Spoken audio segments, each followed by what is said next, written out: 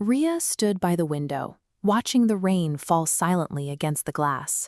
The world outside looked fresh, but inside, everything felt dull and heavy. Her sadness was anchored to three specific facts.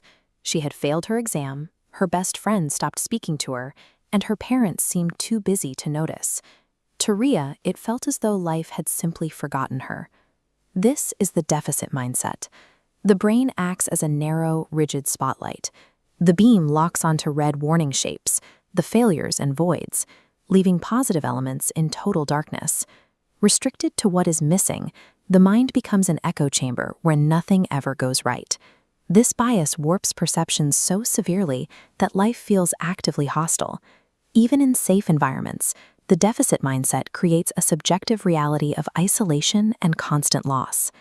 That evening, Ria's grandmother noticed her granddaughter's tired eyes. Instead, she observed that life becomes heavy specifically when we only look at the voids. She spoke from experience. Years earlier, while facing severe poverty and her husband's critical illness, she felt that same crushing helplessness, spending her nights asking why these things were happening. Her perspective shifted when she began using a simple physical tool, a gratitude diary. She handed the notebook to Ria, explaining it changed her life by forcing her to find things to be thankful for, even during a crisis. She challenged Ria to a simple experiment. Use the notebook to record 3 things every night for just 7 days. It seems like an insufficient response to real-world problems. It is difficult to see how writing on paper could possibly balance the weight of a failed exam or a lost friendship. On the first night, the notebook felt like a burden. Ria's mind was still full of the day's complaints, and her immediate instinct was to close the book and give up. Ria was experiencing cognitive friction. Her brain was caught in a negativity loop, a rapidly spinning circle of intrusive negative thoughts. As she tried to think of something positive, represented by this thin white line, the momentum of the red loop repeatedly deflected her efforts. She forced herself to write 3 things. She had a grandmother who understood her, she had a home, and she had the opportunity to try her exam again. This act of forced focus allowed the white line to finally pierce the red loop, disrupting its continuous negative spin. The immediate result was a strange, subtle peacefulness. The problems hadn't gone away, but the internal noise had quieted slightly. This initial step in cognitive reframing is about momentum. It doesn't create instant happiness. It simply creates enough friction to slow down a downward emotional spiral. Ria continued the practice through the week. The external facts of her life remained unchanged. The grade was still a failure, and her parents were still busy. But an internal shift was happening. Because she had to write every night, her brain began passively scanning her environment for data.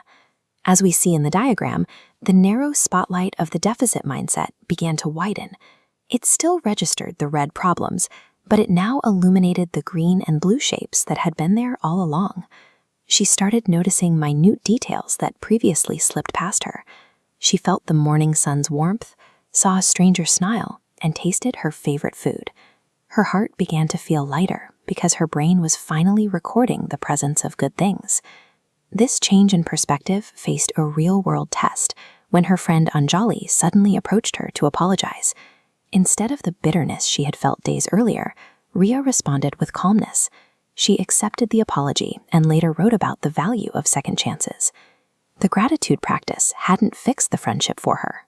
Instead, it had built the internal bandwidth she needed to process Anjali's apology without the immediate urge to be defensive. After 7 days, Ria told her grandmother that while her problems were still there, she no longer felt lost within them. This illustrates the core mechanic of gratitude. The external world, represented by these jagged shapes, is identical on both sides, but gratitude alters the internal core. On the left, the core is brittle and shatters under pressure.